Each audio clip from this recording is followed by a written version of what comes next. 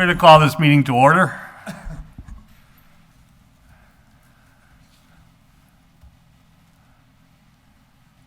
Thank you. I'm Joe McGivern, Chair of the Holyoke City Council's Finance Committee. To my right, Peter Tallman. To my left, Kevin Jourdain. And to his left, Will Pello. Along with our fifth member will be joining us, I believe, on Zoom, Juan Anderson Burgos. We have a number of guests and a number of items that will be coming before this committee tonight, so we're going to get going right away. Motion to take item number 1 off the table. Motion made and seconded to take item number 1 off the table. All those in favor? Aye. Opposed? This is a petition for a second-hand license application from Joseph Mazzalola at 332 Pleasant Street.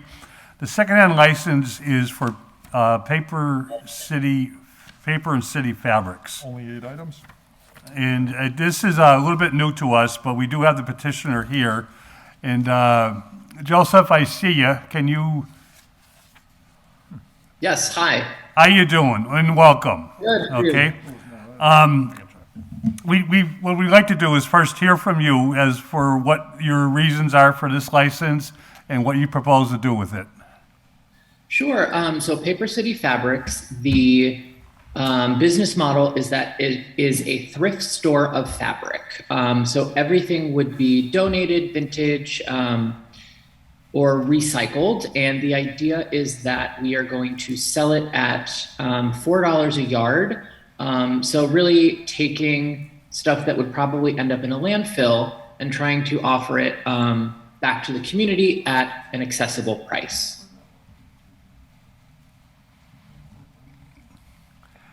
And Joseph, my understanding is this type of fabrics, and you're not doing anything with jewelry, coins, any other secondhand items, only fabric.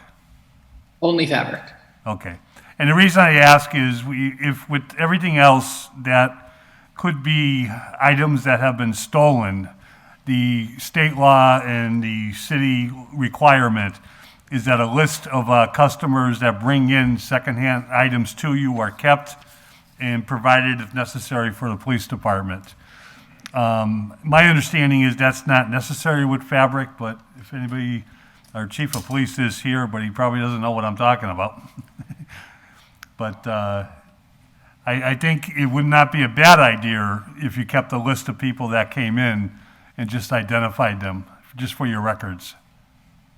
So my understanding is that we already have the exemption from the secondhand goods license. And that's my understanding too. And I'm not saying you have to. I'm just saying it might not be a bad idea, just as this is kind of new to us. I don't know if it's new everywhere. But regardless, you're correct. There is an exemption. Is there any questions for our petitioner? Yes, sir. Councilor Jourdain. Joe, you go by Joe or Joseph? Joseph preferred. Okay, Joseph, Kevin Jourdain, pleasure to meet your acquaintance. And first of all, this sounds like a really great thing, and I'm sure I'm going to be happy to support it. I myself am a thrift store kind of guy myself, so I love these kind of places, and I think that's great what you're doing. Tell me about, I'm just trying to look up 332 Pleasant Street. So that right now is our home address. Okay. We are currently in the process of searching for brick and mortar space. I see. Okay, because I was going to ask that you can't set up the operation itself in your house. You realize that, right? Mm-hmm. Yes. Okay. So I just want us to be careful when I saw that location. Typically when we get these type of license applications, it's when the person has the space and they apply for that location, and that's typically how we license them. I don't know if you were advised about that, because we don't want to have you operating out of your house. You're not allowed to do that. That's a separate permit. That's a home occupation permit. That's a separate kind of permit. So, you know, we would have to be notified of where you're actually going to operate out of. So I don't know if this is premature until you find something, But we don't typically give a license for an address that you're not going to be operating at. And it's like you're a free agent, you just sort of go find a space at some other date. We don't typically do that.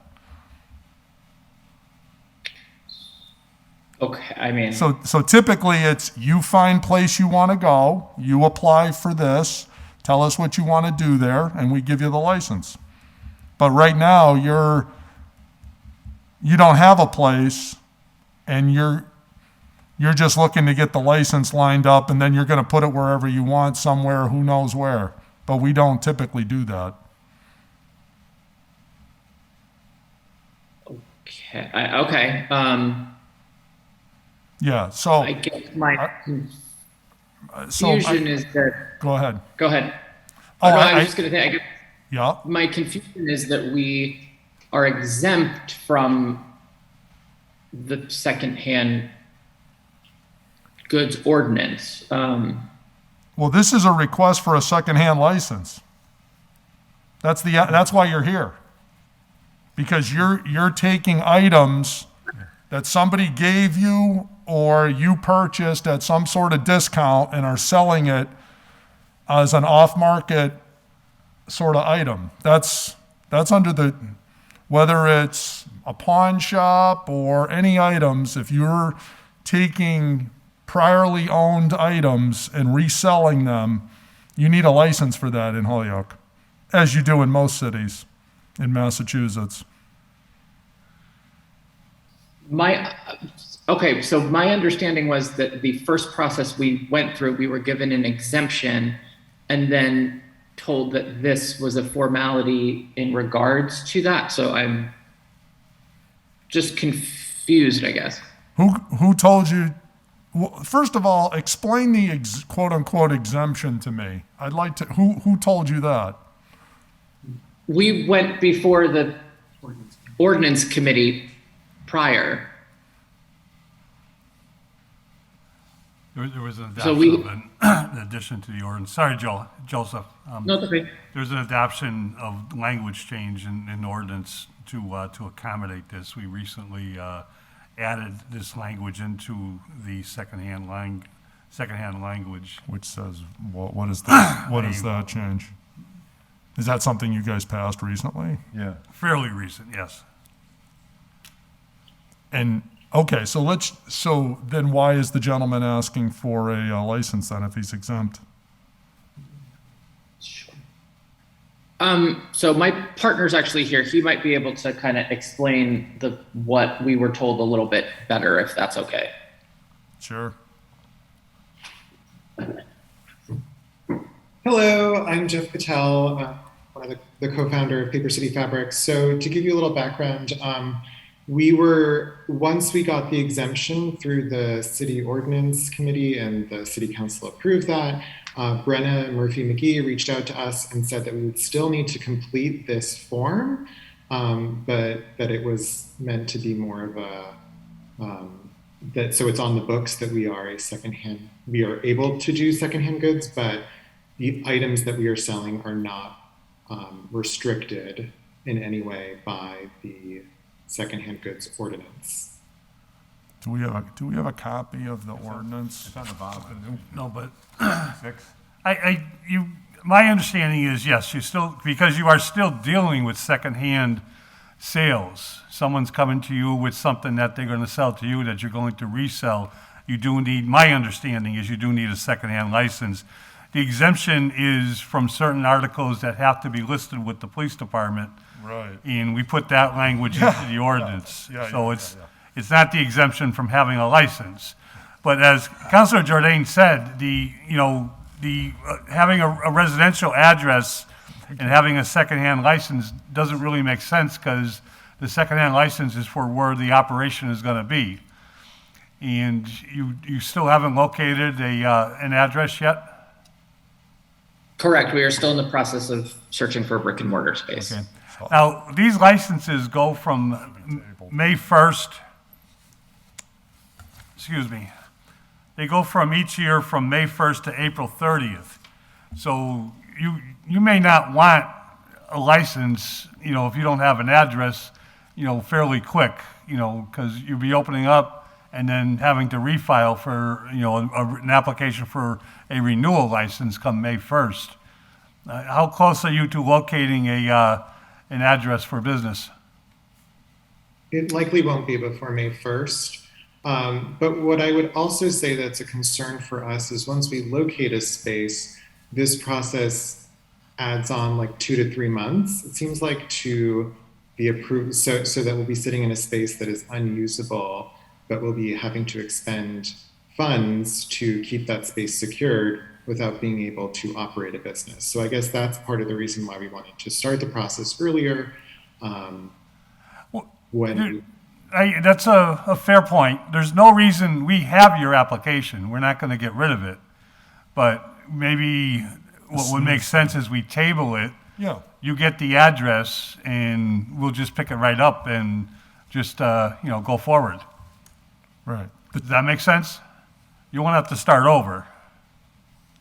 See, just so you also understand, Mr. Mazzola and the other gentleman, we have to know the location because we need to have disclosure to the people that will be there, right? To your neighbors also. There could be potentially some objection to say, no, we don't want this here. We have to accommodate these people's rights that would be your abutters. And otherwise, we have to make sure that whatever location you pick is suitable for this use, That's why, like, for example, we couldn't grant this to your house because that's not allowed at your residence. So, otherwise, someone could say, well, we just gave you a second-hand license to run out of 332 Pleasant Street. We're not allowed to do that. So as soon as you know, I think we can turn this around really quickly once you know whatever that address is. Mm-hmm. Okay. I guess the confusing part is the potential for you to have a home-based business where you're participating in sales that say are online sales. That seems like that would still fall within the secondhand goods license. No, that was going to be a home occupation permit, and you would have to get that's a separate permit to run a business out of your house. So you would need to you might want to talk to the clerk about applying for that. Technically, if you have a location that is a commercial place, you can run your business out of that. And if you're going to run something, the business would have to run out of that location. And if you want a home occupation permit, and we're pretty easygoing, by the way, about granting those, as long as you don't do too many like deliveries to your house and you don't have customer traffic coming to your home. It's really a matter of like $100 and you fill out a permit and we put some basic conditions on it and none of your neighbors object per se. And I don't know if you're the owner of 332 Pleasant Street. Typically, you need the owner of the property's permission to do that as well. They may have something that says they don't want businesses running. I don't know if this is an apartment or a house or whatever your personal situation is. Sometimes landlords don't want you to run a business out of their apartment, for example. We've seen that. Right. So we own our home. Okay. So you're good on that piece of it. So, so that's basically it. So provided none of your neighbors would object, you should have no problem if you also wanted to have a home occupation permit to do, your paperwork or your phone calling or, whatever it is you're doing to run this as sort of your home office type situation out of your house to run your business. Assuming you're doing that, of course. Maybe once you get your new location, you don't even need a home occupation because you're running the business out of your new location. Mm-hmm. So why don't I make a suggestion? We'll hang on to the application, we'll table it.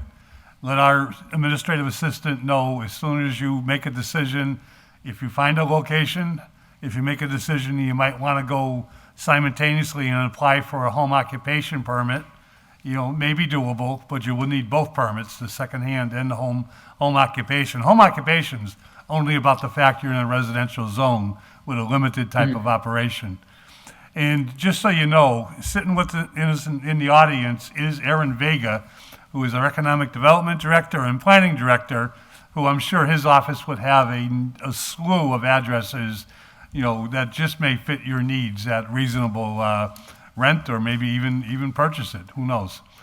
But does that make sense? Yes, it does. Okay. Do you have any questions for us? Nope, I don't believe so. Okay. Thank you. Make a motion to table? Motion made second to table for further action. And just for the record, the tax collector has cleared everything in terms of, I'm sure you know this, but property tax, all fees are paid and everything's up to date. But thank you, gentlemen. Hope to see you in the near future. Thank you. Yep, bye-bye. Motion to take item number 2 off the table? Second? Motion made second to take item 2 off the table. All those in favor? Aye. Any opposed? This is a request from the CPA committee to appear before us with 2-year extensions of projects that have already been approved by the city council. With us is Megan McGrath. Megan, I see you. Yes, hello. And now I hear you. Megan, we have the list. And I know each of these projects have been previously approved. Would you like to run through them real quick with us? Sure, I'd love to. So the first project is the Pulaski Park Historic Rehabilitation Study. So this is looking at the wall, particularly because we have some concerns there might be some underlying damage because of some cracking that folks can see in the concrete and the pavement there along the wall. So the reason why we're asking for an extension here is because we actually had a really hard time finding someone willing to step up and take a response to the request for proposal. So they actually had to put it out twice, and Bob Parent gave me some good news today that they actually have now received a bid, and they're going to move forward with someone under contract within the next week or two, which is really good news. But it's not necessarily assured that it will be done by May 1st, right? We initially put out this proposal quite some time ago. So just looking for an extension so that we can make sure that the study comes in on time. The second one is Valley Opportunity Council. This was for historic rehabilitation and housing creation at 348 and 337 Chestnut Street. And the letters where they were releasing funds from the Department of Housing and Community Development, that was delayed because of COVID, but they did receive the award letters in time by the contract, but then construction was delayed as a result. So just needing to give them more time to be able to complete the project in terms of construction. The War Memorial, that is to do some repair and cleaning. Actually, it's not repair, it's just cleaning the outside of the building. It's a limestone facade. And they had some issues determining a vendor that was aligned with prevailing wage who could take on the work. And so they had to put it back out for proposal. And I've not heard back yet for if they have determined someone to do that work now. And in the meantime, it was delayed because of the winter weather. So now that we're moving into spring, hopefully they're able to find a vendor that can, kind of align with that prevailing wage issue and can take on the work and get it done. Once they find a vendor, that work will actually move quite quickly. The Armor and Company project is 130 Ray Street. This is the Luzariagas who own and developed the Cubit. They also own this property. It's the really cool triangular shaped building that you've passed on Ray Street. I'm sure you've noticed it. It's a very iconic look. They have been working with us to develop that into a restaurant. So they came to us to ask for work for the facade work. But then, of course, because of issues with COVID and a lot of folks sort of pulling back on their business plans and thinking, let's wait a little bit before we get started into a new entrepreneurial venture. They delayed that work and then also ran into some supply chain issues. So asking for some extension time there. And then the last one is Wayfinders, which came to us as an emergency application because they were putting their application in for a very specific deadline. And then they were actually bumped to what was called the mini round. And the government's been very slow to give an award letter for anyone in that round. So they expected that by January 1st. And the government still has not released any award letters for that round. So we're waiting on if their project will be given funding. And if it will, and it's matching, then we will move forward. If not, then of course those funds return to the coffers as well. Last project is Mayor Field. So thankfully, Bob Parent was able to do some good yeoman's work and moving that forward. And we actually now have a vendor under contract who's going to do an entire beautiful playground design there this spring. It actually should be done by the end of May, which is awesome. But there was a second part of the contract, which was sort of like the in-kind contribution that the city was supposed to provide. And just due to the transition at Parks and Rec, that work sort of wasn't ready to go ahead. And so we're not sure it will be done by the time the contract is up this spring. The in-kind donation was to do work in improving the field. So not just to do the playground, but really it was to be a really holistic work where they would also improve the field there as well. So we're wanting an extension there so that we can give Parks and Rec more time to do that labor and make sure that the field is improved as well as the playground. Megan, if I could just say, first of all, thank you for the work that you do. I watch a lot of your meetings on the public access channel. Sometimes I'll do a Zoom look in the archives, but I catch, and it just amazes me the amount of work that you get done so quickly, and quite a cast of characters, we'll say, on that committee, and well done. In each of these projects, I remember them. The city council adopted them, all fine projects, in reasonable requests for it sounds like what's are all legitimate reasons. I note on your request for this, there are requested deadlines, so that we can just go by that tomorrow night. Yeah, the reason why we asked for a blanket up to 2 year for the group of 5 was simply because we felt like we were coming back again and again and asking for these, 3-month deadlines, 6-month, extensions. And it felt like a lot to keep going through the process with city council. It's something that we've actually reconsidered, I think, in the way that we're going to develop contracts moving forward. I think there were certain projects early on where it made a lot of sense that we really wanted to set some very hard deadlines. And we wanted to make sure that as soon as that project was not funded, that money could return to the coffers, because we're not interested in encumbering money forever for projects that will not happen. And I think that as a result, we ended up doing that for every project, not really realizing that sometimes you really want to build in more time. So this last time around, when the fire truck came up, so the fire department has this iconic 1900s fire truck that they wanted to get redone. So it could be in the parade, it could be this great iconic thing. And initially we said, oh, well, let's just give them what we've done in the past, which was a really tight, you said it will be done by this deadline. We'll give you a 3-month possible extension. And after that, we have to go to the city council. And Mike Falsetti pushed for, let's just give them more time. Like, supply chain's been weird, and you never know what can happen. So let's just give them time. And thank goodness, because of course, if we had that original contract, we'd be back for that too, right? Because they did run into supply chain stuff, and they found someone to do the bulk of the work, but not someone to do the lettering, right? And so now they're going back to find a different vendor for the lettering. We're just finding, we're a new committee, right? We're learning a lot around exactly what we need to do to move projects along, but not overburden them with too much that literally just creates barriers to it getting done. And I think we're getting more used to how long things take and how complicated they are. Yeah. I for one think, I think the city council, I think it's a good thing, we have approval over your whatever your initial agreements are, your initial projects that you push forward. And yes, I understand the importance of a deadline, but I would think that having us vote on deadline extensions might be a little excessive just in itself. And if we were just notified in the future that this deadline's been changed for what reason, and if we didn't have a problem, I think you'd be all set, but maybe I'm missing something. But we created a contract subcommittee for the first time this cycle. It's myself and John Kelly and Mike Falsetti.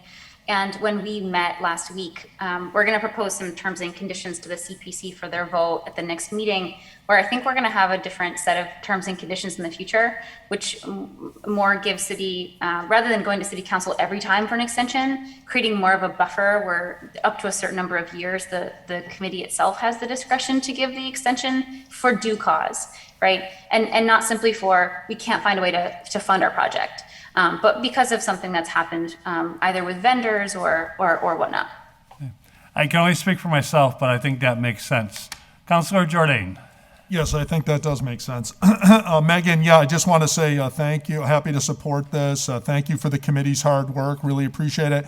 I did want to ask you, did that all us fixing all of the terms and doing all those reappointments, did that hopefully all make sense? We're all in a good place on that now that we did those reappointments on the at-large counselors, at-large committee members, rather?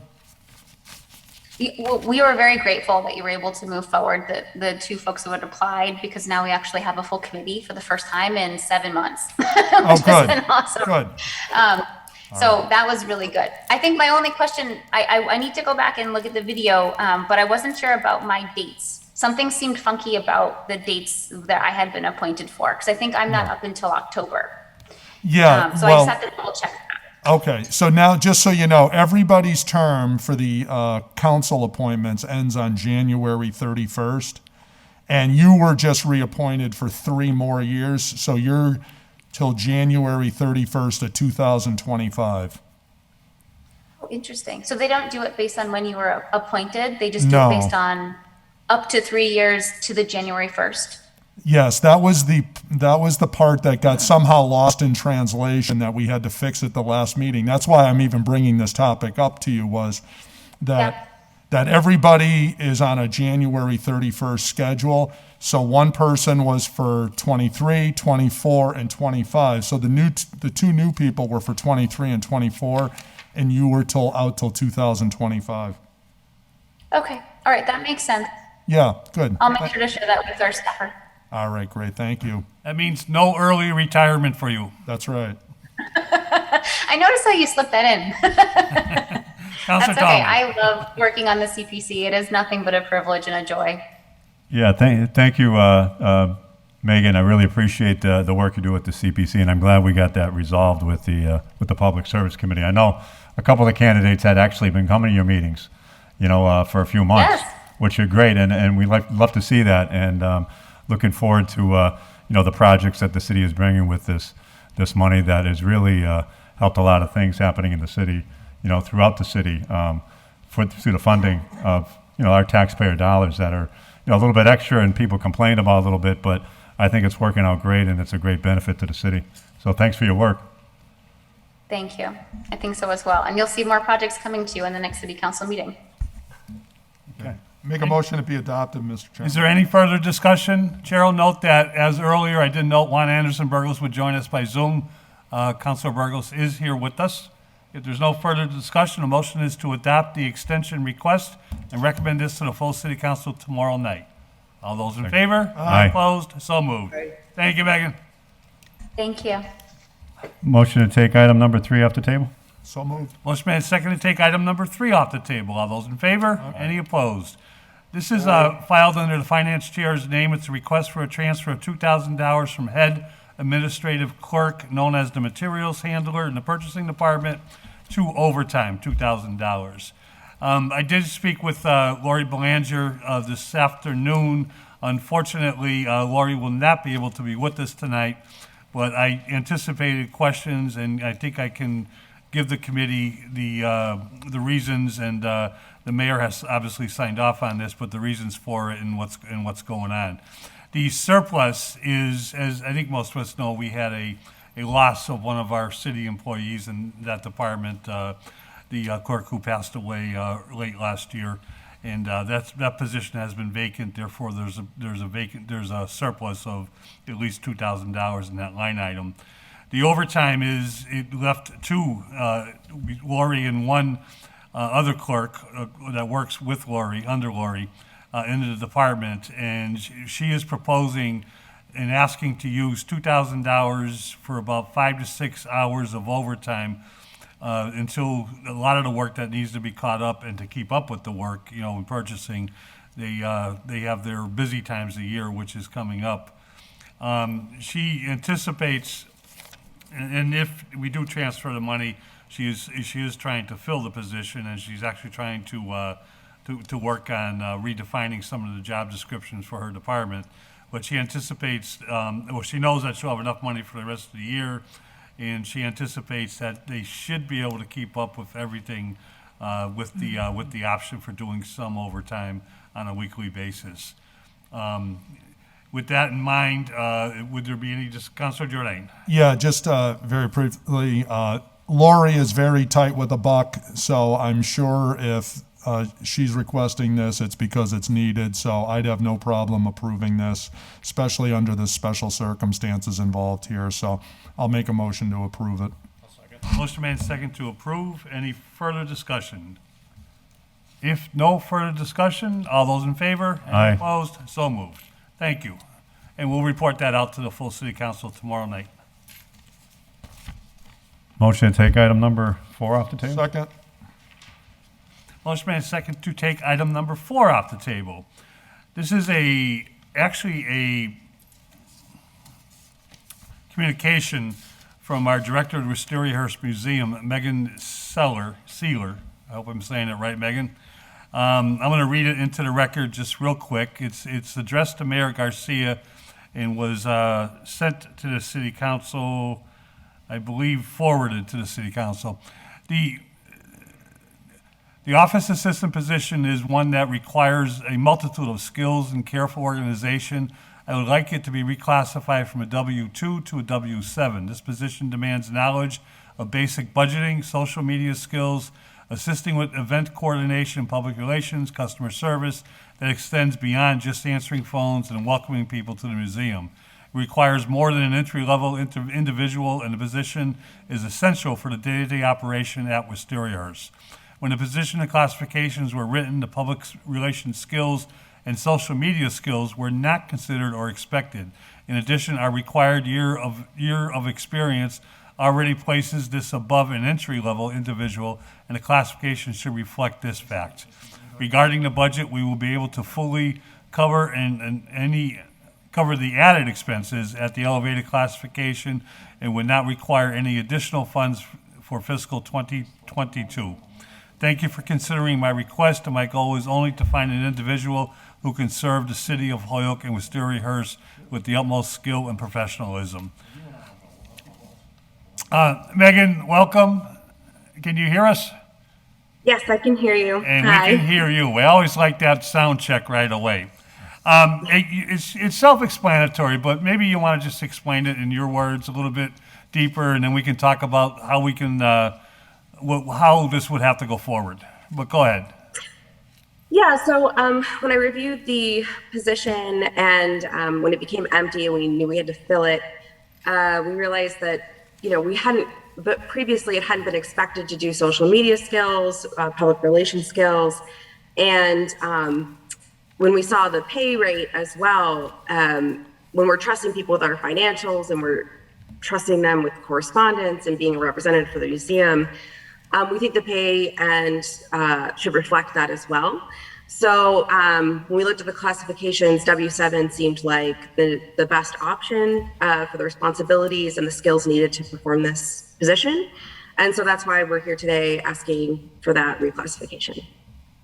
And Megan, can you the salary ranges, could you just run them by us, what the current position salary range is and what the new classification would be? The W-2 classification, I'm so sorry, I should have had that in front of me, but it's actually below minimum wage. I believe it's $13.70 something to $13.70 some. It's below minimum wage of the $14.25, I believe, an hour. So the range is minimally different, and it's all within $13. And then the W-7 classification stays within the $17 range. So that's the difference between the two. So I'm so sorry, I don't have the exact figures on me. I don't have No, that's fine. We can look them up. I just wanted to, just for discussion, get them out in the open. Councilor Jordan. Yes, it would be helpful. We'll have to look these up, but for future reference, you may want to come with the ranges if you're requesting a range change. But you said in the letter that you're going to keep this within your budget and that this is going to be budget neutral. How do you propose to do that? because it looks like what you're suggesting is you're going to give the person a $4 an hour increase. So that's about what, maybe $8,000 a year? $8,000 a year on a full-time. I'm assuming this is a full-time position, or is this a part-time? Yep. Part-time. How many hours a week? 20 hours a week. Okay. So we're about four grand a year. So you can absorb the $4,000 in your budget somewhere else? We will be asking for an increase of that line item for the next year going forward. This year, we can completely fund that position without asking for any additional in the fiscal year 2022 budget. Okay. So, all right. So you want to spend $4,000 more per year for this? For the next fiscal year, yes. Okay. Okay. And we don't know if we have that, but the mayor obviously has approved it, so he understands the impact. We've got an extra 4,000 here somewhere to pay for this. If I can interject, Councilor Jordan and Megan, thank you. This was sent to the Finance Committee for a purpose, and it's a good reason, for a discussion about money and how to afford this, and obviously that's what we're interested in. What if we go forward, what we have to do is get this into the Ordinance Committee to it's not creating, but it's within your department. It's adding a W-7 individual, unless that position already exists, which I don't The think. position exists at a W-2 classification. Okay, so it's the same position, you just want to change, yeah. So we definitely have to do that by ordinance. Right. Okay, which is doable. If this committee agrees, the great news is this committee doesn't have to do any more because you got the money in your budget for the rest of this year, which makes sense. And then we could do that, I think, fairly quickly if the ordinance committee was open to discussion. Yep. I think the chairman hit the nail right on the head, is you need the ordinance change first, then the money flows from there if they approve the ordinance change. So I would make a motion that the Finance Committee refer this to the Ordinance Committee, right? Okay. Would you like to make some approval in concept, conceptually? Yeah, I mean, it sounds like what Megan's saying makes sense. The only question I have is, being it as that the budget is so tight as it is, where is the mayor going to take the 4,000 from somewhere else then? Because we don't have a printing press in the basement, if anybody knows.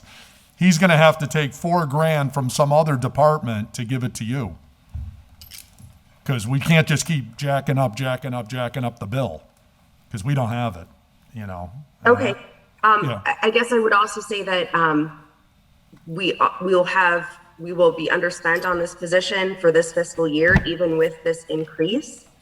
So at least $2,000 of that will be underspent for this specific position in fiscal year 2022. So going into fiscal year 2023, that 2,000 will help make up for that difference right there at that. And that depends on when we even get this position filled. So if it still has to go to ordinance committee, we're going to have very minimal. I mean, we could even be at that $4,000 mark, going under budget with a surplus of $4,000 going into the next fiscal year for that line item. Okay. It just sort of depends on when we get this position filled. But, again, we're trying to do our best to be as fiscally responsible, try to keep the budget, but we also want to have good people at the museum and working for the city of Holyoke. And, if we're not paying a rate that's even remotely competitive below minimum wage, we're not going to get people that will have the caliber of skills needed to fill this position. And I think that is a priority for most people for the city, I would assume. Oh yeah, and I totally empathize with the point about the minimum wage. As a matter of fact, this is still going on in your department, the library, and certain positions in the schools. You wouldn't believe, Megan, but Massachusetts, I don't know if you're aware of this, but Massachusetts state legislature exempted municipalities from having to comply with the minimum wage law, which is the craziest thing. I love when they pass these laws that they exempt themselves from, like open meeting law and otherwise. That's our state legislature. And but anyways, I will just say I totally agree that everyone that's working for the city at a minimum should be being paid minimum wage. I totally agree with that. So I've long supported that, and I will vote to do that. And I'm almost, assuredly in your corner. All I'm saying is that when you do come to ordinance, and I happen to serve on that committee too, just have this kind of mapped out with the mayor, like, it's a $4,000 bill a year. So like, where is this all coming from? And then if you can map it out for us, we're highly likely to support you. Mr. Chair, if I may. Councilor Anderson Burgos. Sorry, I don't mean to interrupt.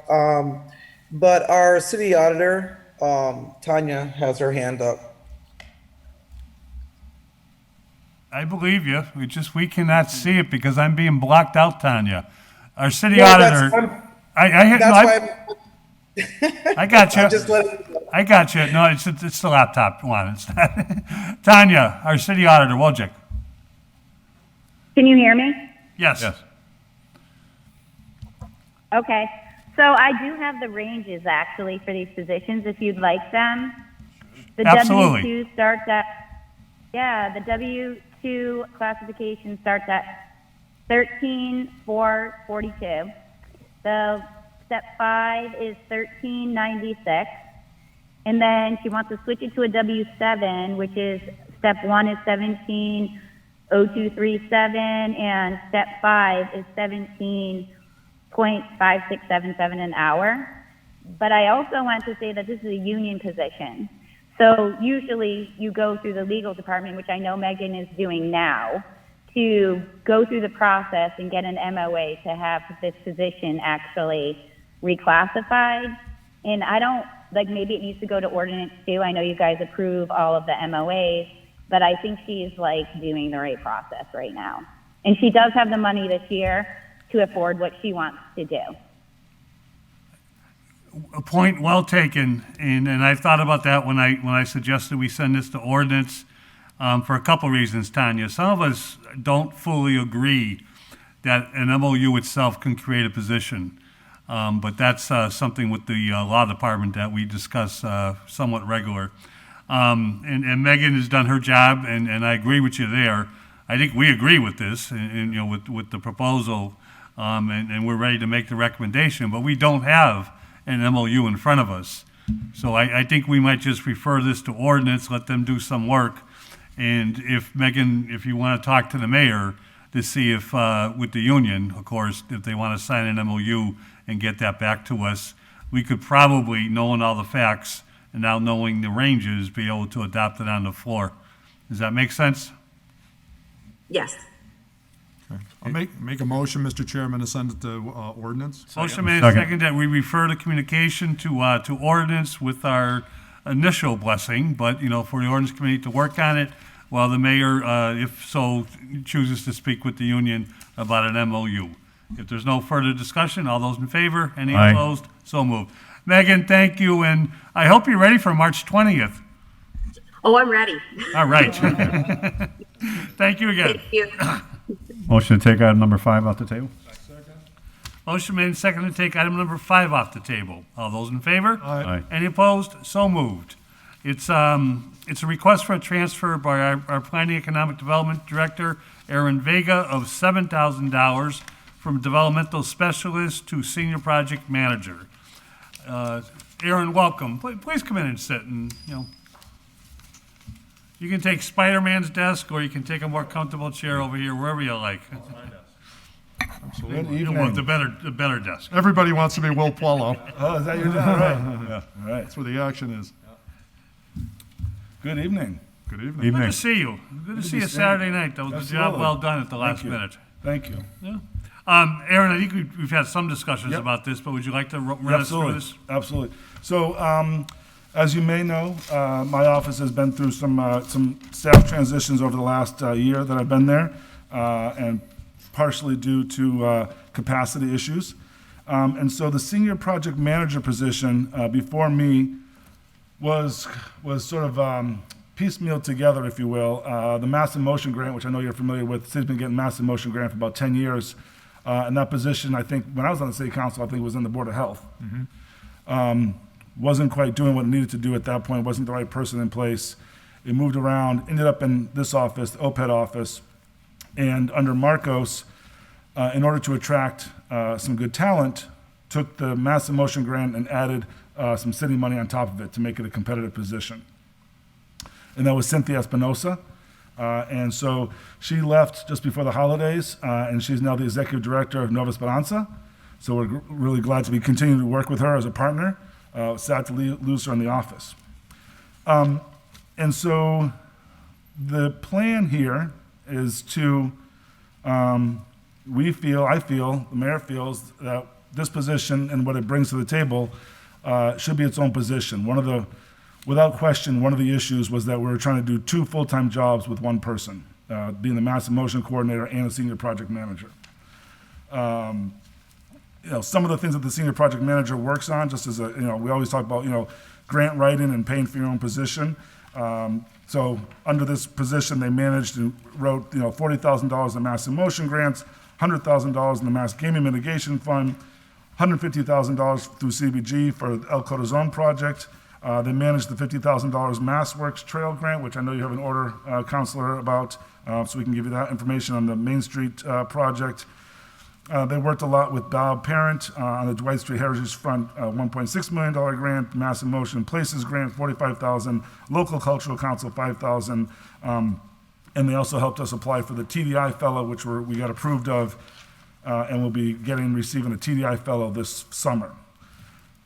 So the ask now is for the $7,000 transfer to finish out this fiscal year, and yes, there is a budget ask for the next fiscal year to have that position fully funded by the city. We've brought the range down a bit from where it was. So you can see the range for this position is between $41,961 and $55,648, pretty big range. So we brought on a new person in this position at $52,500. So competitive. We've got 2 new people in the office that are been on. So our new senior project manager has been on for about 8 days. She's hit the ground running. She's doing great. Ileana, we're trying not to have her drink out of a fire hose, but try to slowly bring things to the table for her. But she's already invested in writing some grants. Our new development specialist has also been on the ground on our job for about 3 weeks. And we have a new clerk, Marie Brazo, who's been on the job for a whole month. So the staff is young and eager, but they're doing great. So I'm happy to talk more about this and what the position does. I do feel that this office, as you all know, between all the commissions that we staff, this position would also be staffing the Tourism Advisory Council, which we're working with the council to establish, the Food Economy Coalition, which we're looking to establish. They manage the Bike Ped Committee. They give staff support for the Historic Commission. They give staff support for the Mass in Motion grant, and what's it called? 5210 Let's Move Holyoke. They'd be the city's staff position person on the El Corazon Advisory Board. So this position is very outward facing, a lot of evening meetings, so a lot of after work hours meetings, if you will. And so this position is critical for us and would be, again, working a lot with our DPW director, myself, and a lot of the sort of built environment grants that we work on, infrastructure projects, et cetera. So kind of a wide range that this person does, and everything from our newsletter to working on multi-million-dollar, street improvement projects. So yes, that's our sort of, I have this, if people want this, I did these some general notes about what I'm talking about, if you kind of, what I'm referencing. So that's the hope. Aaron, can you just, Yep. thank you, as always, very detailed. The money's coming from the development specialist. I think I missed. Yep. Is that vacated now? No, that's just been filled for 1 month. So Ben Murphy left back in August. So Okay. there was not, so there was August. So it's September. not a position you're eliminating. You Nope. just want 2 different positions that do the important things that you just talked about. Right, and I would also just give a little shout out that Cynthia Espinosa, though she's left the office, she's continued till the end of this well, till the end of this fiscal year to keep doing the monitoring for the Mass in Motion grant. So she's just on a contract service of 5 hours a week now. So if we will find out if we get a reapply.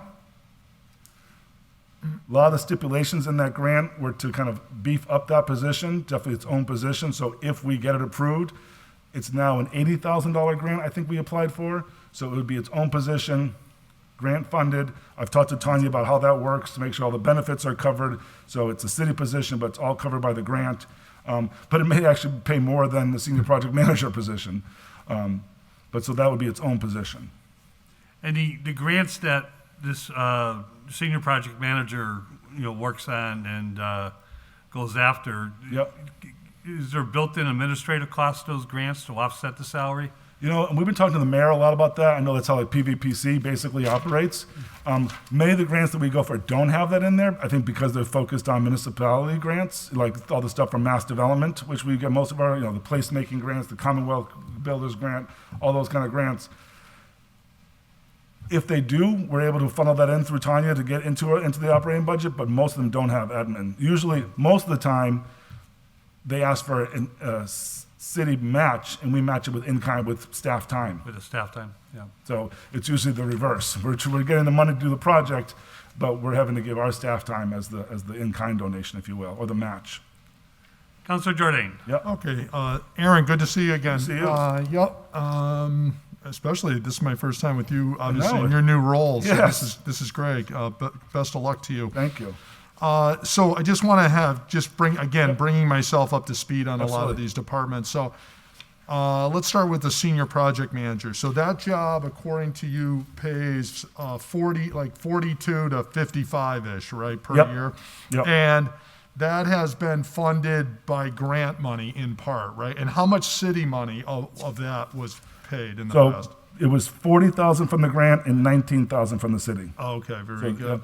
So 19. So now what you're proposing for next year's budget is we pick up the whole, Yep, it's because you're going to pay the person 52.5 is the plan. Yep. So that's going to have a budget impact of approximately 32,000. 33.5, I believe, right? I think I have that right. Yep. Okay, so we That's got my only ask in the budget.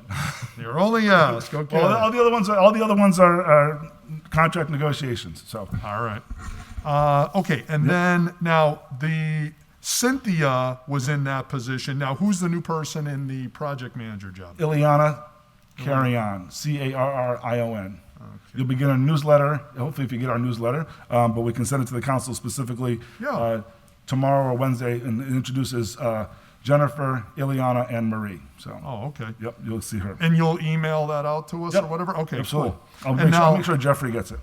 All right, great. Now, developmental specialist, where this money is coming from, that's a fully funded city job, correct? Fully funded city job, yep, and it was at, I'd have to look back at my budget, but it was at like the 57, 58 range, so I'm bringing that down to 52.5.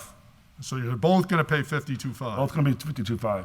Okay. There's been a balancing in my office, started before me, where Jeff Burkott and John Dijek both got to the same level. There was discrepancies in them, and you probably remember when Yep. John Dijek was partially paid by HEDIC, Yep, that whole yep, situation. yep. So again, those two individuals have been with the city 25 plus years, and they're And are they both gone now? no, They're still there? Absolutely. Oh, good, Yeah, good, yeah, no, okay. they're still Just here. checking, just checking. Yep, There's absolutely. so much movement. I believe now that our Parks Department director left. I think that Jeff Burkott is the longest serving employee.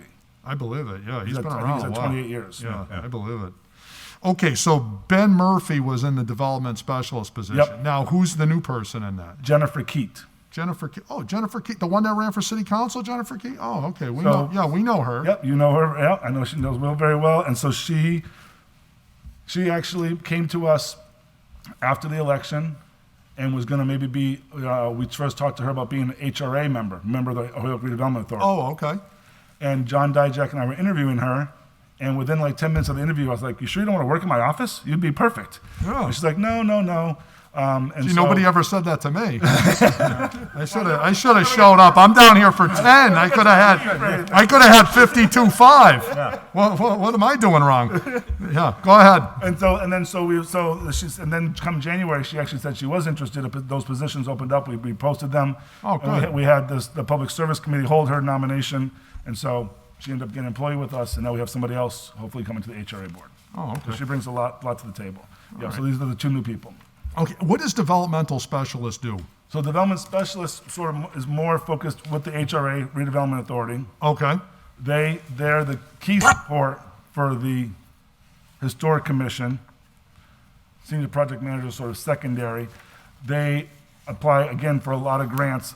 It seems like so much of my office, we try to work on these projects, but we don't have the money for it, obviously, so we apply for the grants to do the project. So whether it's studying Main Street re-improvements, whether it's, a big one that we're working on now is the Rapid Recovery Program. You'll hear about this.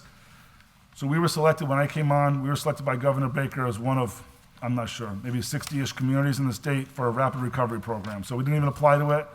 I believe you probably had to authorize it, but it came with a consultant that we didn't pick, came all packaged for us. So we now have this 15-point action items for downtown. Infrastructure re-improvements, tourism-based, marketing plans, stuff we are familiar with. sure. Also stuff about like what we're calling creative capital solutions. How do we get money to, typically BIPOC, black and brown, women, minority-owned businesses because they don't usually have traditional lending mechanisms. So partnering with like E4All and the chamber. So a lot of the work for the development specialist, I would say right now, is like on the horizon. Like what grants, we're working with Mass Development right now on what grants are gonna fit into our rapid recovery program. Okay, We just filled out what's called the one-stop application at the state level. You put in five ideas, and then they vet it, and they say, oh, you should apply for this grant, you should apply for this grant. So one of them, and I can send this to you, so one of them is well, capital solutions for small businesses, a couple brownfield projects. We want to try to get money to look at Canal Street to connect the South Hadley Bridge to the Willimantic Bridge. That area hasn't really been looked at for walkability, street improvements, et cetera. Capital solutions, and there's a fifth one, which will come to me. So a lot of her work that the development specialist does is kind of tied with the HRA. Okay. And would be with the TDI fellow, the Transformer Development Fellow from Mass Development. It's a program that we're gonna be looking at South High Street, basically from 391 to Appleton. Seems like there's been a lot of work done from Appleton this way, and there's been a lot of development happening. The last block of High Street looks really great, obviously Dwight Street. But we see a lot of empty storefronts, a lot of vacancy, and that's a key entry to the city. So that's gonna be our focus for the TDI this summer. And then we have that TDI fellow for 2 years. Okay. Couple, Yep. could you give me a sheet like this on developmentals? This is really good. I like the way you did this on the other position. I'd like to have one. Sure. Now, are you still getting the Mass in Motion grant for 40? Yes. So you're saying that this position was funded with that money. Right. So what are you doing with the 40 grand now? Probably some of it's gonna go back to the state, unfortunately, because Really? right now, all we're doing is paying Cynthia a sort of an admin fee. So why We would, didn't put the job description up because it's two jobs. Okay, it's like having someone do two jobs in one. I could never fill it. And that's why Cynthia left. 59,000 doing two full-time jobs, it just burned her out.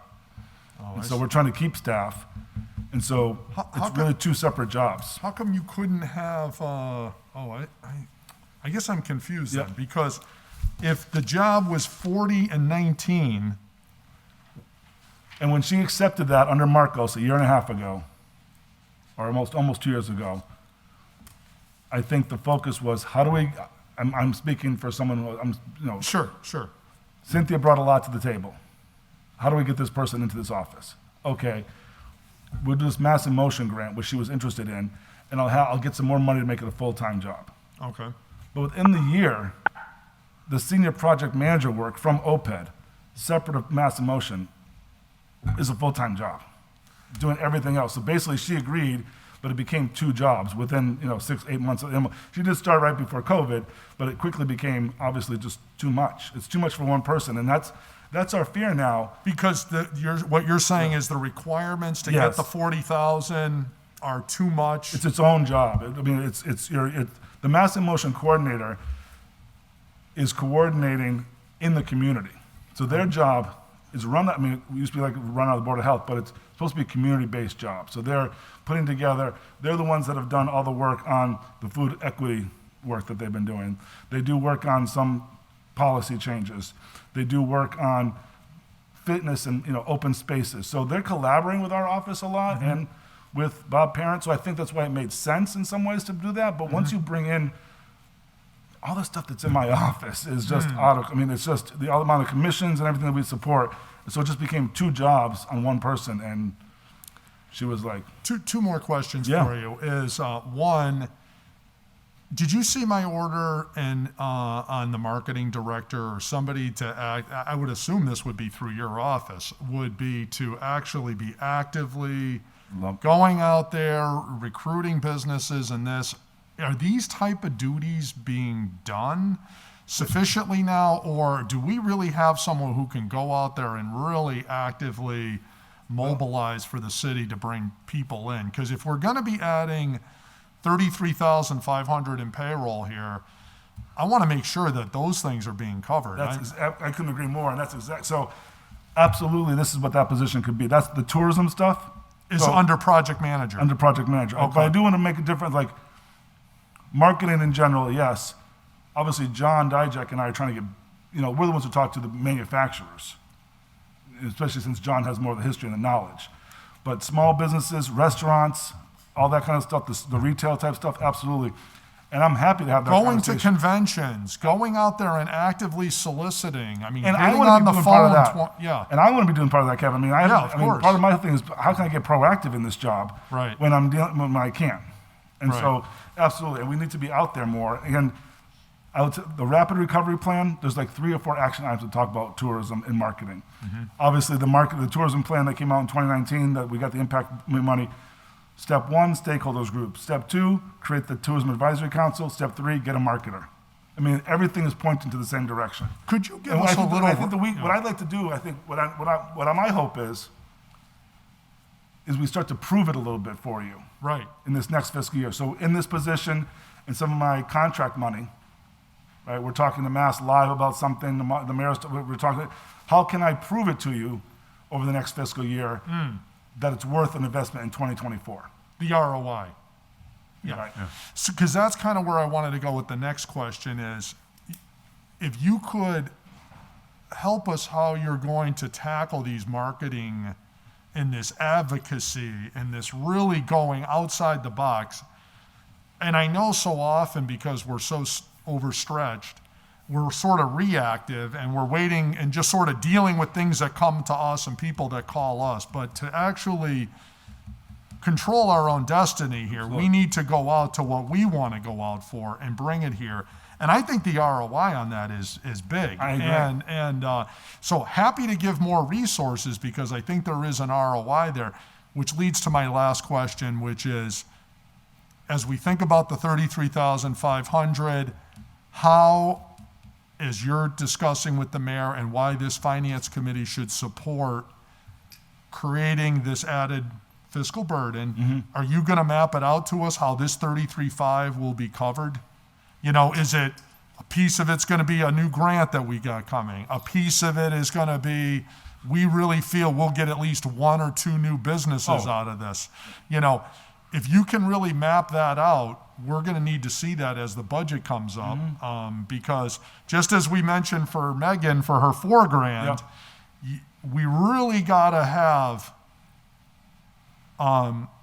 defined benchmarks, defined standards, and have real accountability in this budget that says, if I give you X, you're going to give me Y that is much higher in value than X. Otherwise, we're just adding another 33 grand to a budget we can't afford now.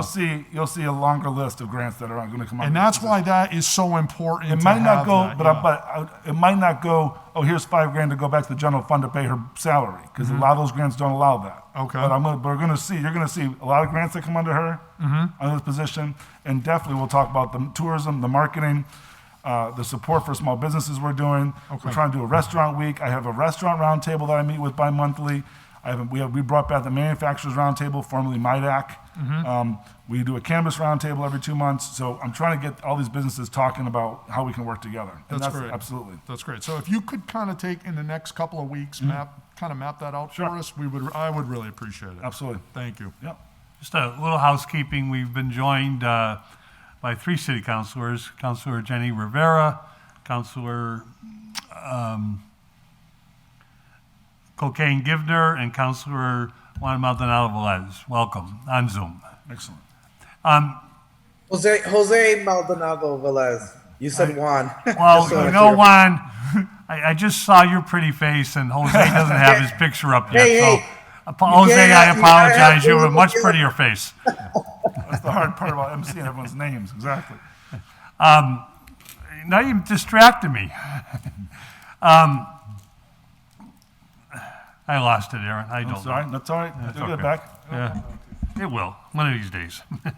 Is there any further discussion? No. Councilor Tallman. Yeah, thank you for coming in, Aaron, and discussing this with us. And I go along with Councilor Jordan and a lot of things is, you know, the budget is increasing a little bit, but how is it? What are we getting back from it? And I think that's important. I think you're going to show that to us in the next, during budget time, because that's an important thing. You know, we can't just keep on adding on to the budget without seeing what kind of bang do you get for the buck. And I think that's important. I know we've been talking about the TAC, the Tourist Advisory Committee, and that's something coming up. And I think that's going to be something important to key in with Councilor Jordan's over about marketing.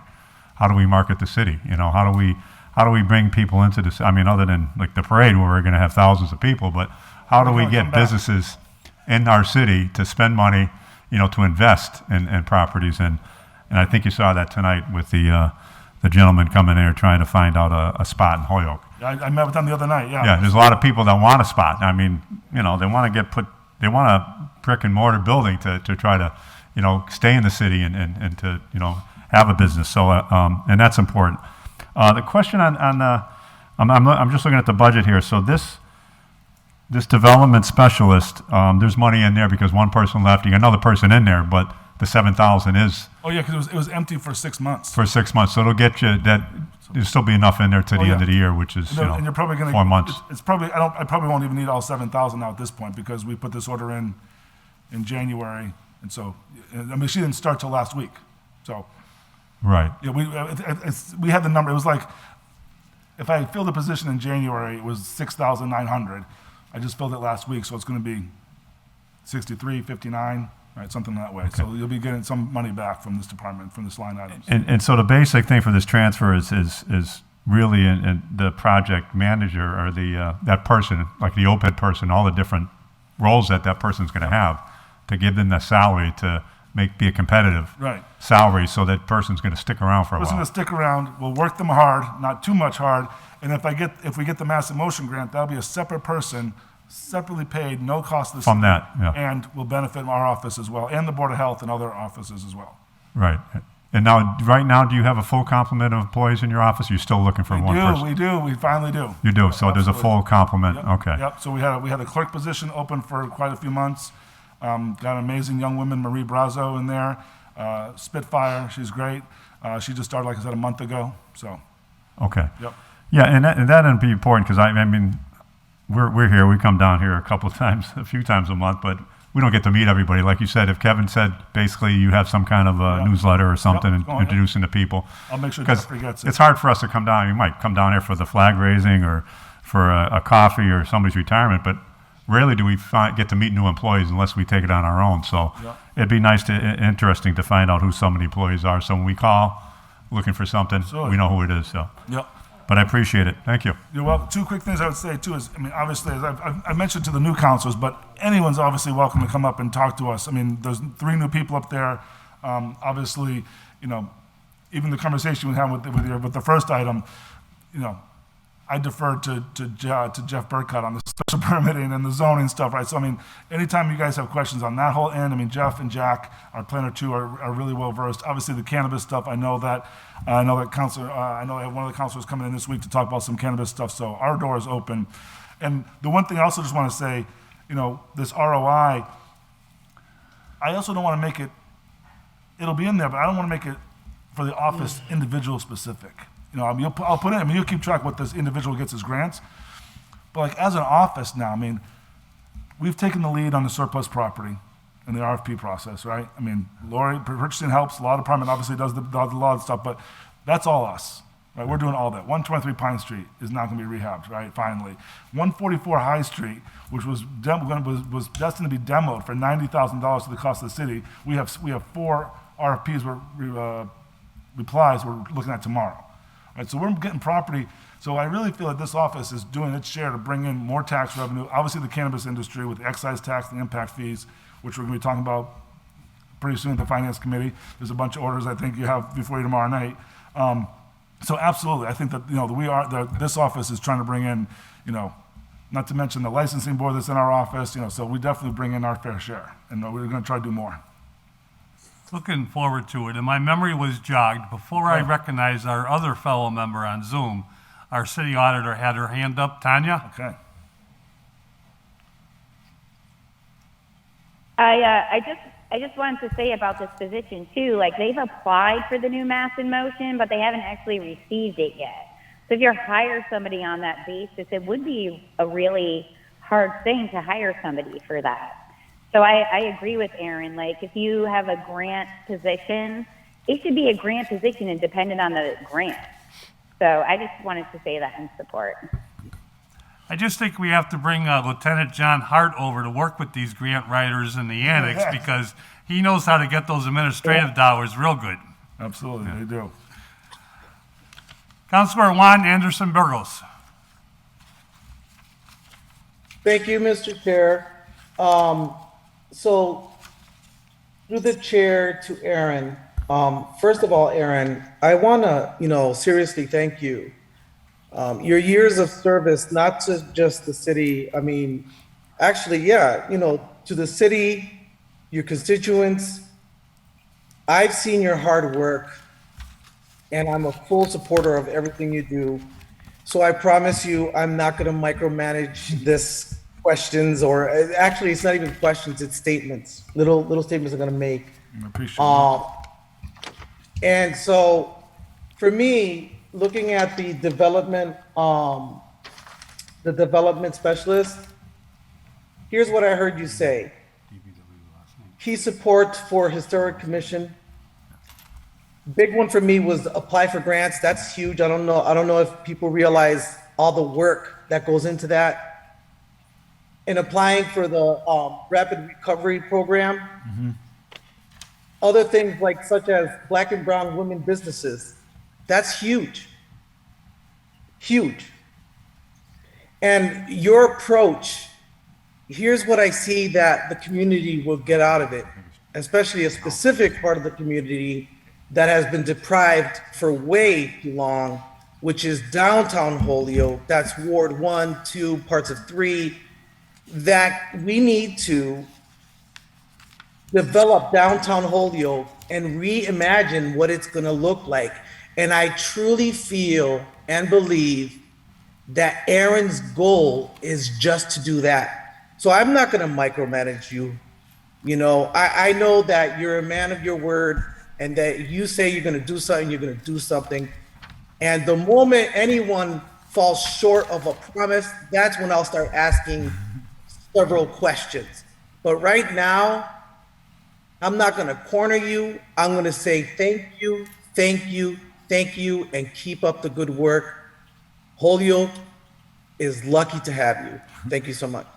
Thank you, Council. And I see this as a partnership. I mean, I definitely, with all of you, having served with you in different capacities, and I definitely want to work with the City Council because I need your support and your buy-in as we're doing about marketing and as we're doing all this kind of stuff and supporting downtown art projects and trying to bring in businesses. So, because every one of those grants is going to come through you to approve. So, absolutely. As you know, Aaron, I have a couple people very close.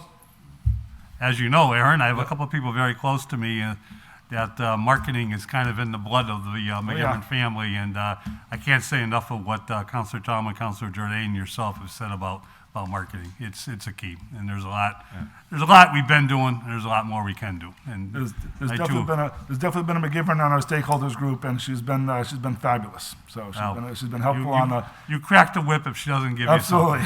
And please note, that's an unpaid position. Yeah, absolutely. Yeah, no, totally. Totally volunteer. Yeah.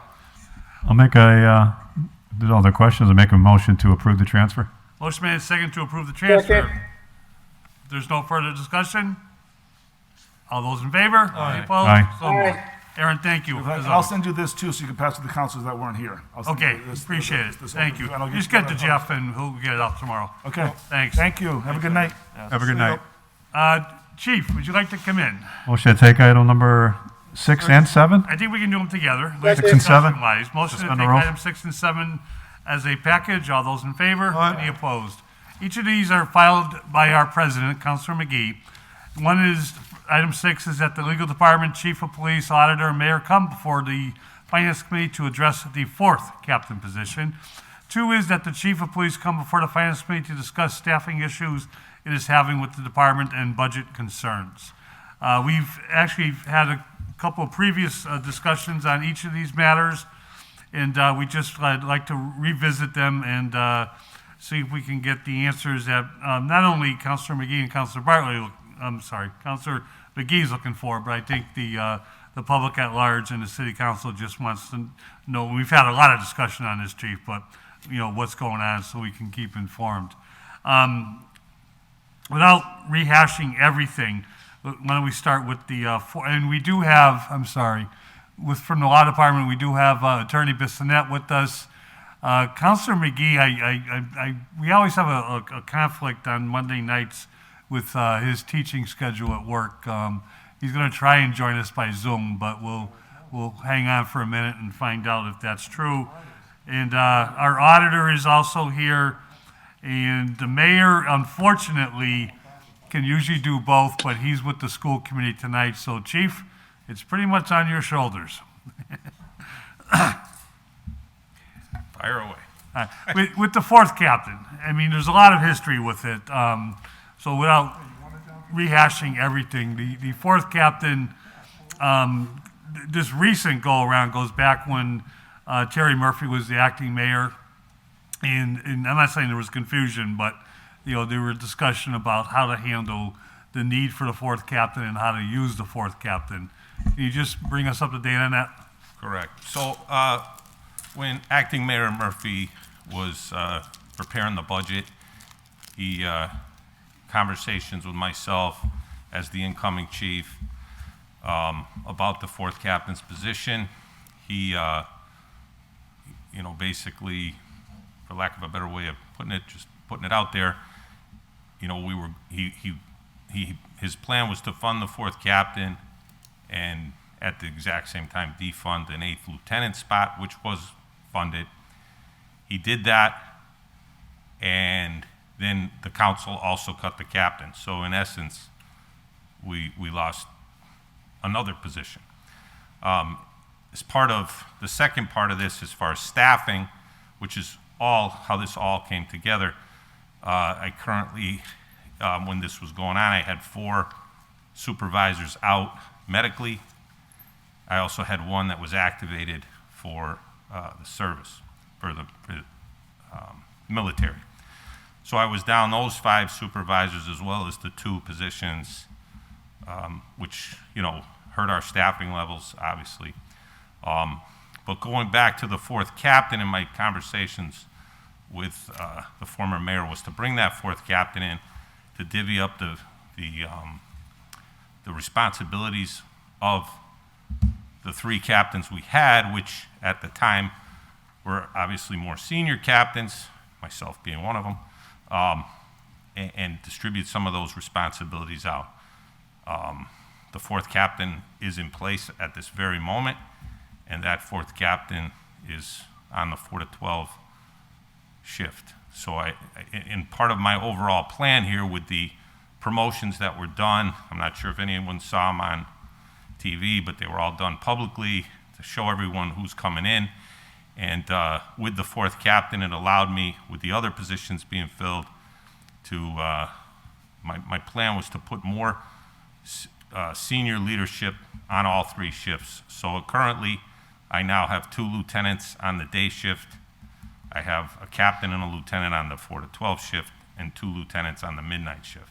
So my philosophy behind that is simply to have someone accountable in the building at all times, besides a sergeant.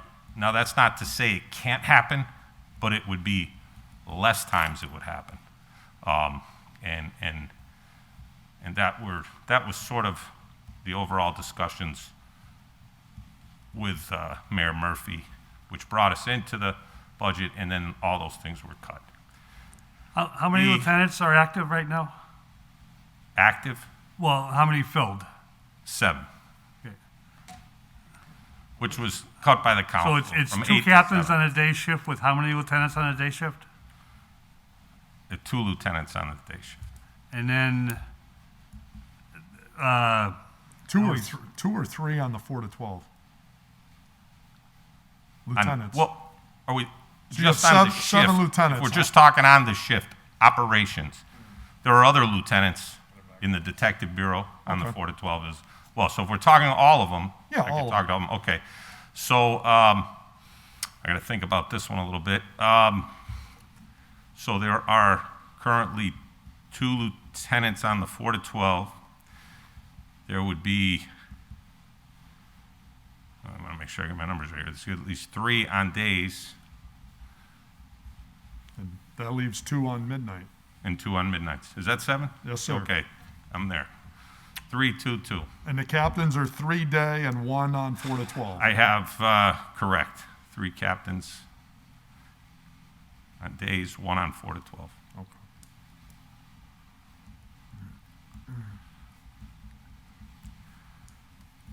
And you have 15 sergeants still? I do, yes. Okay.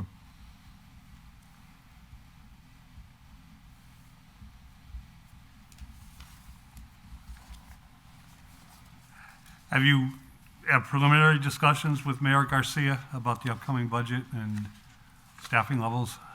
Yes. Anything you want to share with us, or is it premature, or? It's probably a little premature. I am having my first meeting with him. Our budget was submitted.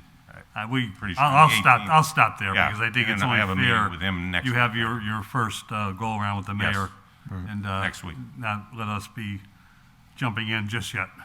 Correct. We love to jump in later, Yeah, David. You know. I'm sure we will. Oh, yeah, we love that. So at the moment, are we? Micromanaging, Are we? that's what we're good at here.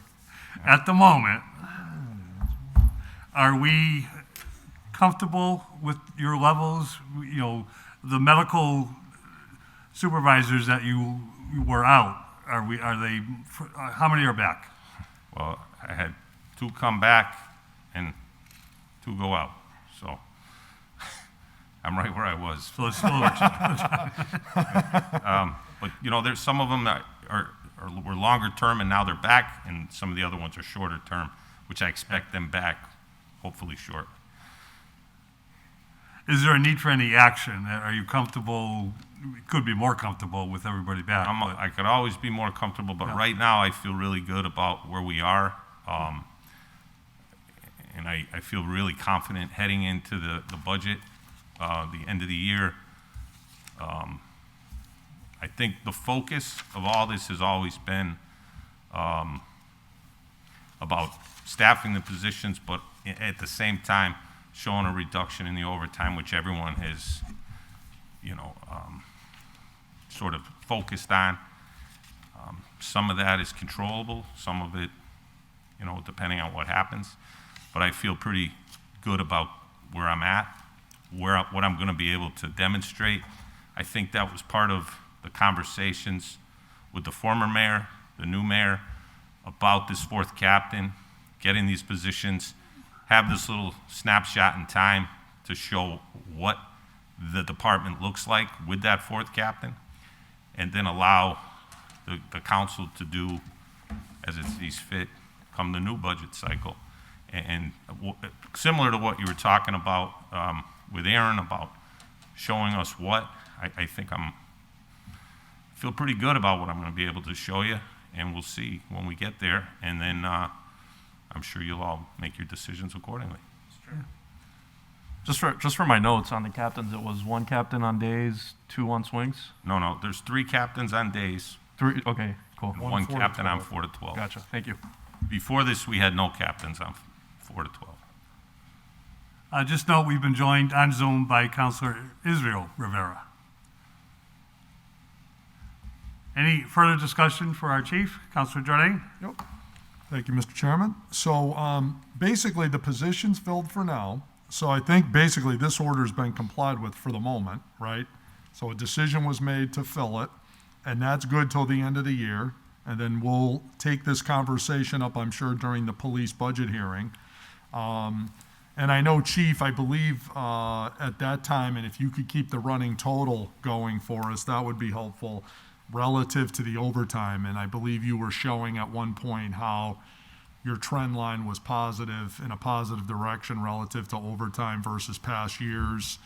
And you feel you have a strategy relative to this. So certainly keep the council locked in on that, because those are always big numbers that we keep an eye on as well.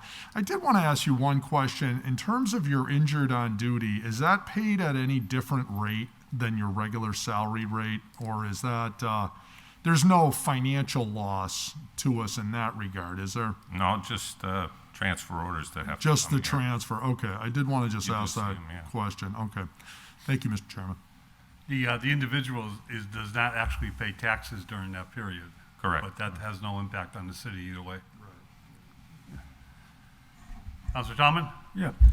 Chief, I think one of the reasons, I know last year with the budget we came through in the council, I think we cut 1 captain position and 1 lieutenant in the budget last year.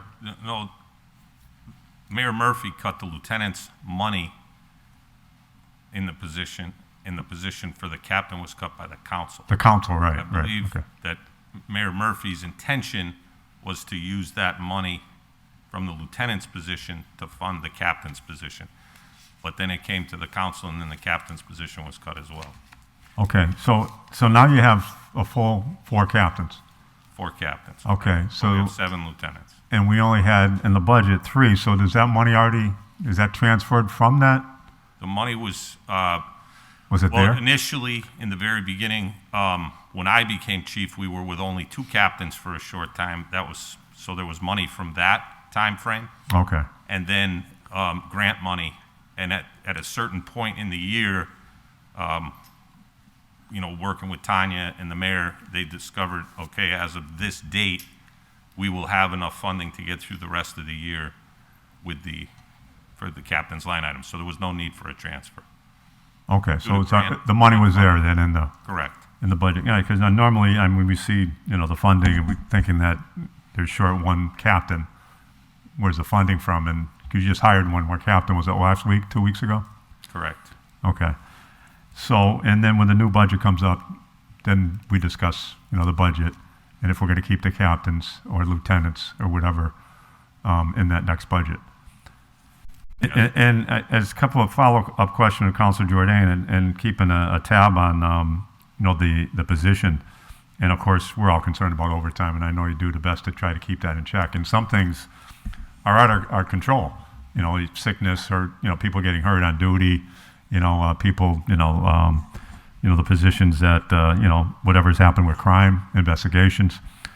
Will there be a way of seeing just in this next maybe 4 months if that 4th captain during the day or at that swing shift will affect the overtime? You feel that may help cut Yes. down on the overtime? Yes.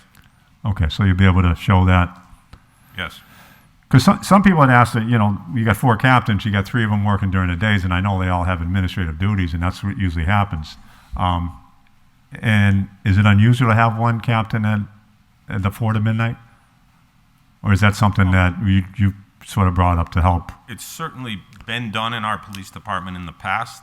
I think that my own personal belief is that it's good that we have a captain there. So that, the 4 to 12 shift is our busiest shift. It's certainly a lot goes on there, and I feel like a captain's presence there is important, just for the public as well, if they come into the station and there's a problem. Not that a lieutenant or even a sergeant couldn't handle that initial contact, but a lot of times when people have a problem, they want to, they want to feel like they're talking to the top of the organization. And for our organization, other than myself, it's the captains. So I felt that it was important to use that position there, and it has the added bonus of hopefully helping us with the overtime number and handling situations that come in on that shift. Okay, I appreciate that. Thank you. Chief, I agree with you wholeheartedly, and just that shift is not just the busiest, but to have a captain there makes a lot more sense when it comes to chain of command, but when it comes to the budget too. Just for clarification, because I think sometimes we know, but when there's a funding cut at budget time, the funding cut could prevent the filling of a position, but it doesn't mean it eliminates the position. When the funds are available, the position can be filled unless the city council were to defund the position and rewrite the ordinance in this case. Correct. Okay, some cases it's a union thing, but so that's just, sometimes people get confused when they hear that. If there was a budget cut, why is the position now filled? Because the money became available, and we did not. I think we always hope that money will be available in the future. And thank you for the way you're using it, because that justifies it, in my mind, justifies it a lot.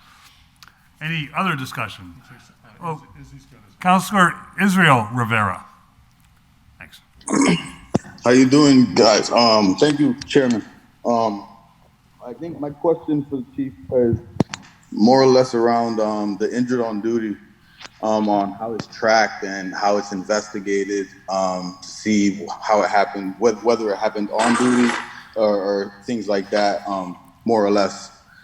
Do we have a system in place? Because the way I see it in a place like in a construction site, right? If you get hurt on site, workman's comp comes in, they investigate it, they check it out, they find out the findings and all the other stuff. I'm wondering what's the process like for HPD when someone gets injured on duty or they file for injured on duty and it's just, I don't know, for me, it's just trying to better understand the processes, I guess, right? And the procedures that are happening at the department. Hey, Councilor Rivera, that's a good question. It's a little off the track of what's before us, but we'll allow it. Hey, no, it's okay. We're going to allow it because the chief is here, and it's a question that it's good to revisit it. We've talked about this in the past, not just the police department, but for the fire department too, and it's a very important answer. Chief, you want to just weigh in on that quickly? Sure, absolutely. So yes, there are systems in place. We every injured on duty is investigated by a supervisor. Reports are done. Really, at the end of the day, it comes down to doctors. Our people go to the doctors. The prognosis come back in conjunction. The investigation is more to determine that the actual event happened at the police station while they were working. That's generally is where it happens. There's usually witnesses around, whether it's other police officers or civilians. They're all spoken to and discussed, and there's a process. On top of that, things are reviewed and by Metatrol, which then gives guidance to the chief as far as whether something is covered or not covered under injured on duty. But on top of all of that, when I took over in August, we started our own internal review process just to track all our injured on duty. And, you know, every time someone goes, they come back to us with an update, and it has a follow-up date. And we're just making sure that we're on top of those dates of when they're going. Most times just for planning purposes. So as in a general sense, I'm not a doctor, but if somebody, you know, gets in a car accident and they're severely hurt, I know that that's something that's going to be determined by, you know, but sometimes guys go out injured just for very short periods of time. You know, they have something happen, a cut or a sprain or something along those lines, and you can almost start to guess, okay, his next appointment is on this day. You know, he sprained a finger. He's probably going to be back when that next date comes up. And we have a person who reaches out to our officers to stay in contact with them. Sometimes when you're out injured on duty, it can be kind of a lonely place where the department has a tendency to forget about you sometimes. I wanted to make sure that doesn't happen. So our guy reaches out to them, sort of, hey, is your next appointment still this day? Yup, it is. Okay, hey, how you doing? So we get a little general update without prying too much into their own, you know, medical stuff. And it kind of helps us track and get ready for returning officers. And sometimes officers come back on a light duty status that we can review contractually at a certain point, and then we get updates from the doctor. There's a whole report they do to say, can this officer with their injury come back and perform duties on a light duty status? Sometimes that involves answering the phone or just taking reports over the phone. Depends on their some current assignments allow them to kind of come back even on light duty, but they're kind of taking care of a full duty position. So that's all tracked, and we try our best to stay on top of it and make sure we're just sort of planning for those returns, because that's what we look forward to, our guys coming back to us healthy. It's a good question, Councilor Rivera, and I hope that was a good answer, because the fire department does almost exactly the same thing. They don't have as many options for light duty, but they do the independent assessment, work with the individual's doctor, work with Metrol, thank you. And then so you guys, work wait, connection. so real quick, so you do an independent assessment of the investigation, or you guys do an internal investigation? Both. Sorry. Both, basically, yes. Oh, okay. All right. No, that's fine. Thank you.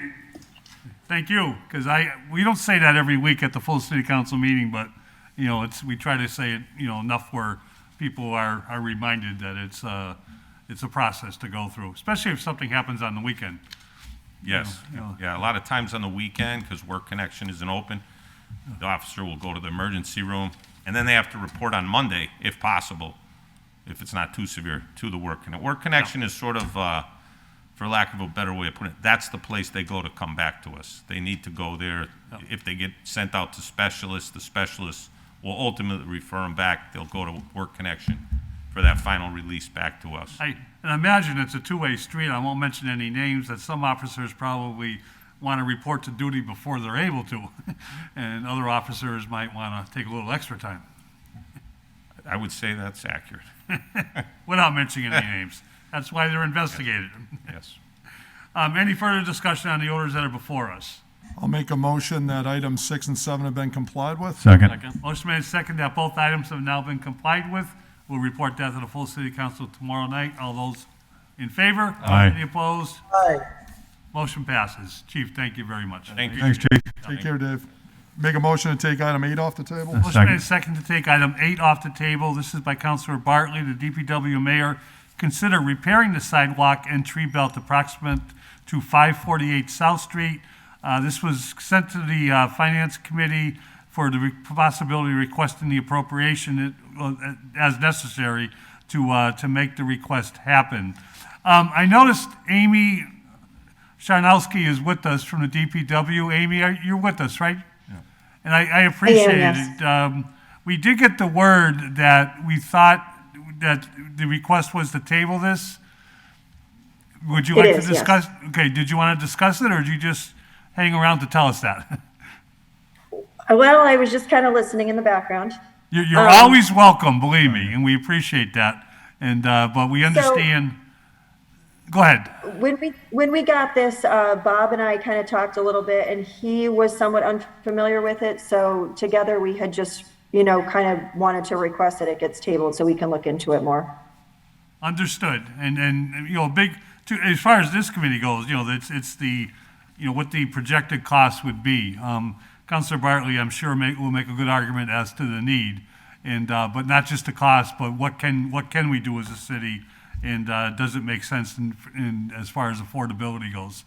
But is there any questions for our superintendent, Councilor Thomas? No, I'm just saying, I don't know if you got, Joe, we got an email from Councilor Bartley about this, concerning the new business there. They got the signs up there. They want to do the sidewalk and possibly in the spring, maybe have people eat outside. And I believe, Amy, that sidewalk area is sort of, needs some repairs. Originally, the cost was, I believe, $5,000 to $10,000 to do some repairs. And the people would be eating closer to the building, like some of the restaurants we have in Northampton Street, like the Dam Cafe. We put a couple tables out. But the other side, I guess, needs some repairs. So just an update. I just thought I'd mention that because that's, Councilor Bartley couldn't be with us here tonight. But that's something they're looking at so they could have where it's easy to walk for people on that street because it's a pretty wide sidewalk, but so people can eat outside during the nicer weather, and also, they would have an area where people feel comfortable walking because I guess the sidewalk is broken up a bit in front of that address. So that's just a little update. I just wanted to mention that from what Councilor Bartley had stated to me. We are both familiar with the property itself, and a lot of times it seems like vehicles park on the tree belt, so that's pretty much non-existent. And you're right, it does have a wider curb. We would just have to look into this a little bit more for the cost that the Finance Committee is looking for, or at least Councilor Bartley is looking for. Okay, I appreciate that. And just a word of caution, I'm all in favor of sidewalk cafes and stuff, but in the advent of COVID, it became kind of a norm and allowed. There are city ordinances that are the exact opposite. And I think when the COVID exemptions go away, we may have to revisit that and talk about what is a legitimate, blocking of the street for a sidewalk cafe and what isn't. That's right. But we just got to be careful, I think. But Amy, thank you as always. Are you guys, I can ask you this for two different reasons. One from the Sunday meetings and one from your work. Are you ready for the 19th and 20th? Honest answer, I'm getting there. That's what we like, is honesty. Thank you. I actually, in that same spirit, hopefully, Amy, what's the pothole protocol currently? Of course, I'm new back now. And in the spirit of getting ready for March 19th and 20th, when potholes, we're all super sensitive to that. Do we just send you a list if we have, because there's some doozies around town that border on craters instead of potholes. And I wanted to know are you guys in the process pretty soon of going around to attend to these? And is there somebody looking, driving around, or, do you need us to give you the list? No, we do have a list. We have a lot of residents that have emailed in through CLERK. But our outdoor superintendent does have a list. We did get out last week with the hot box, which had the hot asphalt as opposed to the cold mix. And we were able to do some of the bigger ones. But unfortunately, with the snowstorm and plowing and the weather changing, everything opened right back up. Yeah. So, once the temperature works with us, I believe closer to the end of this week, we'll be out again. Okay, super. Thank you. Any further discussion? I make a motion this item table? Table. Motion made, second to table item number 8. All those in favor? Aye. Opposed?